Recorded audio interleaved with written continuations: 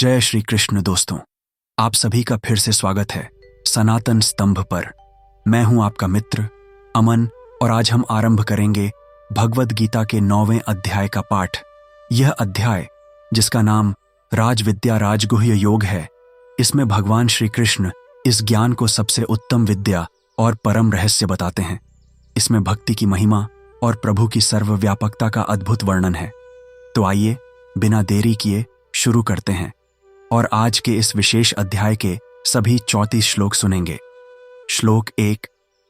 श्री भगवान उवाच इदं तु ते गुह्यतमं प्रवक्ष्याम्यनसूयवे ज्ञानम विज्ञान सहितम यज्ञात्वा मोक्ष्यसे शुभात्। भगवान ने कहा, हे अर्जुन, चूंकि तुम अद्वेषी हो इसलिए मैं तुम्हें इस ज्ञान और विज्ञान सहित इस परम गोपनीय रहस्य को बताऊंगा जिसे जानकर तुम सभी अशुभों से मुक्त हो जाओगे। श्लोक 2। राजविद्या राजगुह्यम पवित्रमिदमुत्तमम् प्रत्यक्षावगमम धर्म्यम सुसुखम कर्तुम व्ययम्। यह ज्ञान सभी विद्याओं का राजा है, सबसे उत्तम रहस्य है, परम पवित्र है, प्रत्यक्ष अनुभव में आने वाला है, धर्म के अनुकूल है, करने में अत्यंत सुखद है और अविनाशी है। श्लोक 3। अश्रद्धाना पुरुषा धर्मस्यास्य परंतप अप्राप्यमान निवृतन्ते मृत्यु संसार वर्तमणि। हे परंतप, जो मनुष्य इस धर्म में श्रद्धा नहीं रखते वे मुझे प्राप्त किए बिना ही इस संसार रूपी मृत्यु के मार्ग में लौट लौट आते हैं। श्लोक 4। मया तत्मिदं सर्वं जगदव्यक्तमूर्तिना मत्स्थानि सर्वभूतानि न चाहम तेषु वस्थितः। यह समस्त जगत मेरी अव्यक्त माया शक्ति से व्याप्त है। सभी प्राणी मुझ में स्थित हैं परंतु मैं उनमें स्थित नहीं हूं। श्लोक 5। न च मत्स्थानि भूतानि पश्य में योगमैश्वरम भूत भृन्न च भूतस्थो ममात्मा भूत भावनः। और सभी प्राणी मुझ में स्थित नहीं हैं, मेरे इस ऐश्वर्य युक्त योग को देखो। मैं सबका धारण पोषण करने वाला हूं परंतु मेरी आत्मा किसी प्राणी में स्थित नहीं है। श्लोक 6। यथाकाश स्थितो नित्यं वायुः सर्वत्र गो महान तथा सर्वाणि भूतानि मत्स्थानीत्युपधार्य। जैसे सर्वत्र व्यापक महान वायु सदैव आकाश में स्थित रहती है, वैसे ही तुम समझो कि सभी प्राणी मुझ में स्थित हैं। श्लोक 7।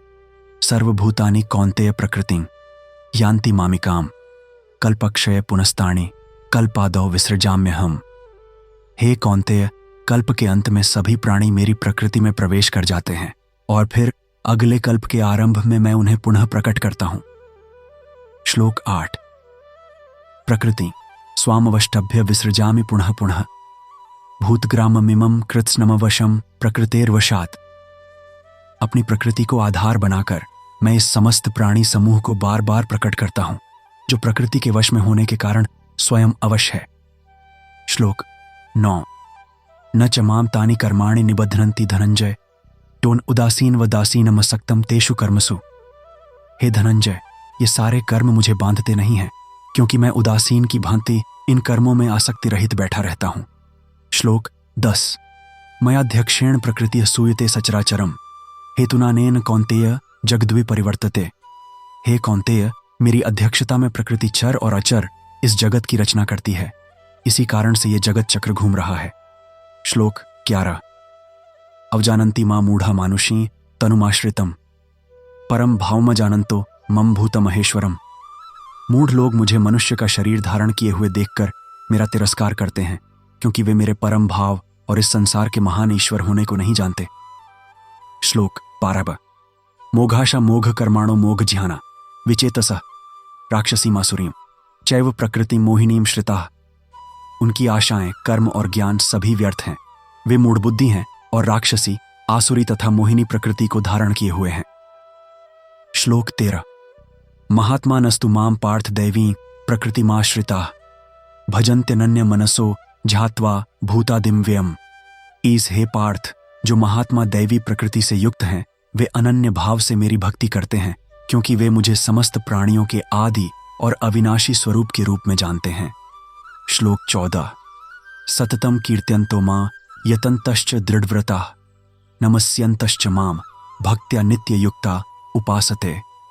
वे दृढ़ संकल्प वाले भक्त सदैव मेरा कीर्तन करते हैं, मुझे प्रणाम करते हैं और निरंतर भक्तिपूर्वक मेरी उपासना में लगे रहते हैं। श्लोक 15 ज्ञानयज्ञेन छाप्यन्य यजन्तो मामुपासते एकत्वेन पृथक्त्वेन बहुधा विश्वतो मुखम। अन्य लोग ज्ञानरूपी यज्ञ द्वारा मेरी उपासना करते हैं। वे मुझे एक रूप में, अनेक रूप में और विश्व के सामने प्रकट रूप में देखते हैं। श्लोक 16 अहम क्रतुरहम यज्ञः स्वदाहमहमौषधम मंत्रोहमहमेवाज्यमहमग्निर्हम हुतम। मैं ही क्रतु यज्ञ हूँ, मैं ही यज्ञ हूँ, मैं ही स्वधा पितरों का भोग हूँ, मैं ही औषधि हूँ, मैं ही मंत्र हूँ, मैं ही घृत हूँ, मैं ही अग्नि हूँ और मैं ही हवन की सामग्री हूँ। श्लोक 17 पिताहमस्य जगतो माता धाता पितामह वेद्यम पवित्र ओंकार रक्षामि यजुरेव च। हा मैं इस जगत का पिता, माता, धारण पोषण करने वाला और पितामह हूँ। मैं ही जानने योग्य हूँ, पवित्र ओंकार हूँ और ऋग्वेद, सामवेद तथा यजुर्वेद हूँ। श्लोक 18 गतिर्भर्ता प्रभु साक्षी निवास शरणम सुहृत प्रभव प्रलय स्थानम निधानम बीजमव्ययम। मैं ही गति हूँ, धारण करने वाला हूँ, स्वामी हूँ, साक्षी हूँ, निवास स्थान हूँ, शरण हूँ, सुहृद हूँ, उत्पत्ति हूँ, प्रलय हूँ, आधार हूँ, निदान हूँ और अविनाशी बीज हूँ। श्लोक 19 तपाम्यहम वर्षम निगृह्णाम्युत्सृजामि च अमृतम चैव मृत्युश्च सदसच्चाहम अर्जुन।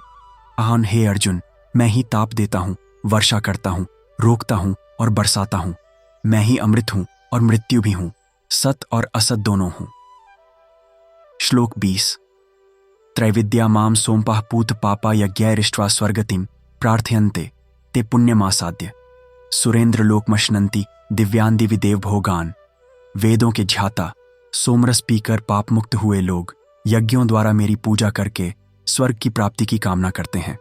वे पुण्य का फल पाकर इंद्र के स्वर्गलोक में दिव्य देवताओं के भोगों को भोगते हैं। श्लोक 21 तेतम भुक्त्वा स्वर्गलोकम विशालम क्षीणे पुण्ये मर्त्यलोकम विशन्ति एवं त्रयी धर्म मनु प्रपन्ना गतागतम काम कामा लभन्ते। उस विशाल स्वर्गलोक का भोग करके और पुण्य क्षीण हो जाने पर वे फिर मृत्युलोक में लौट आते हैं। इस प्रकार तीनों वेदों के धर्म का पालन करने वाले, कामनाओं की पूर्ति चाहने वाले लोग आवागमन को प्राप्त होते हैं। श्लोक 22 अनन्याश्चिन्तयन्तो मां ये जनाः पर्युपासते तेषां नित्याभियुक्तानां योगक्षेमं वहाम्यहम्।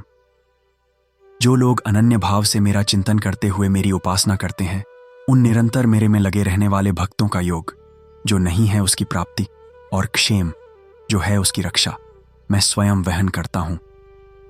श्लोक 30 येऽप्यन्य देवता भक्ता यजन्ते श्रद्धयान्विताः तेऽपि मामेव कौन्तेय यजन्त्य विधिपूर्वकम्। हे कौन्तेय, जो भक्त श्रद्धापूर्वक अन्य देवताओं की पूजा करते हैं, वे भी वास्तव में केवल मेरी ही पूजा करते हैं, किंतु वह पूजा विधि विधान से रहित है। श्लोक 24 अहम ही सर्वयज्ञानां भोक्ता च प्रभुरेव च अम्मनतु मां भिजानन्ति तत्त्वेनातश्च्यवन्ति ते। क्योंकि मैं सभी यज्ञों का भोक्ता और स्वामी हूं, परंतु वे मुझे तत्व से नहीं जानते, इसीलिए वे मोक्ष से भ्रष्ट हो जाते हैं। श्लोक 25 यान्ति देवव्रता देवान् पितारारण् यान्ति पितृव्रता भूतानि यान्ति भूतेज्या यान्ति मध्ययाजिनोपि माम। बाकी देवताओं के भक्त देवताओं को प्राप्त होते हैं, पितरों के भक्त पितरों को प्राप्त होते हैं, भूत प्रेतों के पूजक भूतों को प्राप्त होते हैं और मेरे भक्त मुझे ही प्राप्त होते हैं। श्लोक 26 पत्रम पुष्पम फलम तोयम यो मे भक्त्या प्रयच्छति तदहम भक्ति उपहृतमश्नामि प्रयतात्मनः। जो कोई भी भक्ति पूर्वक मुझे पत्र, पुष्प, फल अथवा जल अर्पण करता है, उस पवित्र आत्मा द्वारा भक्ति से अर्पित उस वस्तु को मैं प्रेम पूर्वक ग्रहण करता हूं। श्लोक 27 यत् करोषि यदश्नासि यज्जुहोषि ददासि यत् आक यत्तपस्यसि कौन्तेय तत्कुरुष्व मदर्पणम। हे कौन्तेय, तू जो कुछ भी करता है, जो कुछ खाता है, जो कुछ यज्ञ में अर्पित करता है, जो कुछ दान करता है और जो कुछ तपस्या करता है, वह सब कुछ मुझे अर्पण करता चल। श्लोक 28 शुभाशुभ फलैरेवं मोक्ष से कर्म बंधनैः संन्यास योग युक्तात्मा विमुक्तो मामुपैष्यसि। इस प्रकार करने से तू कर्म बंधन के शुभ और अशुभ फलों से मुक्त हो जाएगा और संन्यास योग से युक्त चित्त होकर मुक्त हुआ मुझे प्राप्त होगा। श्लोक 19 समोहम सर्वभूतेषु न मे द्वेष्योस्ति न प्रिय ये भजन्ति तु मां भक्त्या मयि ते तेषु चाप्यहम्। मैं सभी प्राणियों के प्रति संभाव रखता हूं। न मेरा कोई द्वेषी है और न ही कोई प्रिय है, किंतु जो लोग भक्तिपूर्वक मेरी भक्ति करते हैं वे मुझ में स्थित हैं और मैं भी उनमें स्थित हूं। श्लोक 30। अपि चेत्सु दुराचारो भजते मामनन्य भाक् साधुरेव समन्तव्यः सम्यग् व्यवसितो हि सः। यदि कोई अत्यंत दुराचारी व्यक्ति भी अनन्य भाव से मेरी भक्ति करता है तो उसे साधु ही मानना चाहिए, क्योंकि उसने ठीक प्रकार से संकल्प कर लिया है। श्लोक 31। क्षिप्रम भवति धर्मात्मा शश्वच्छान्तिं निगच्छति तां कौन्तेय प्रतिजानीहि न मे भक्तः प्रणश्यति। हर वह शीघ्र ही धर्मात्मा बन जाता है और सदैव शांति को प्राप्त होता है। हे कौन्तेय, तू प्रतिज्ञा कर कि मेरा भक्त कभी नष्ट नहीं होता। श्लोक 32। मां हि पार्थ व्यपाश्रित्य येपि स्युः पापयोनयः स्त्रियो वैश्यास्तथा शूद्रास्तेपि यान्ति पराम गतिम्। मम हे पार्थ, जो लोग मेरी शरण ग्रहण करते हैं, चाहे वे पापयोनि ही क्यों न हो, स्त्री, वैश्य या शूद्र भी हों, वे सभी परम गति को प्राप्त होते हैं। श्लोक 33। किम पुनर्ब्राह्मणा पुण्या भक्ता राजर्षयस्तथा अनित्यम सुखम लोकमीमं प्राप्य भजस्व माम। फिर पुण्यशील ब्राह्मणों और राजर्षियों के भक्तों का कहना ही क्या है। इसीलिए इस अनित्य और दुखमय लोक को प्राप्त करके तू मेरी भक्ति में लग जा। श्लोक 34। मन्मना भव मद्भक्तो मद्याजी माम नमस्कुरु मामे वैश्यसी युक्त वैवमात्मानम मत्परायणः। मुझ में मन लगाओ, मेरे भक्त बनो, मेरा पूजन करो और मुझे नमस्कार करो। इस प्रकार मुझ में आत्मा को समर्पित करके और मुझे ही परम लक्ष्य मानकर तू निश्चित रूप से मुझे ही प्राप्त होगा। इस प्रकार भगवद गीता के 9वें अध्याय राजविद्या राजगुह्य योग का ज्ञान समाप्त होता है। इस अध्याय का सार यह है कि भगवान श्री कृष्ण स्वयं को समस्त जगत का आधार, उत्पत्ति का कारण और सर्वव्यापी परमेश्वर बताते हैं।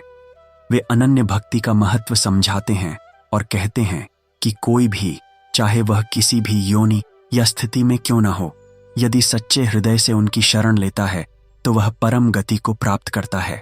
जय श्री कृष्ण। अगले अध्याय में फिर मिलेंगे नए ज्ञान के साथ। हमारे चैनल सनातन स्तंभ को सब्सक्राइब जरूर करें। धन्यवाद।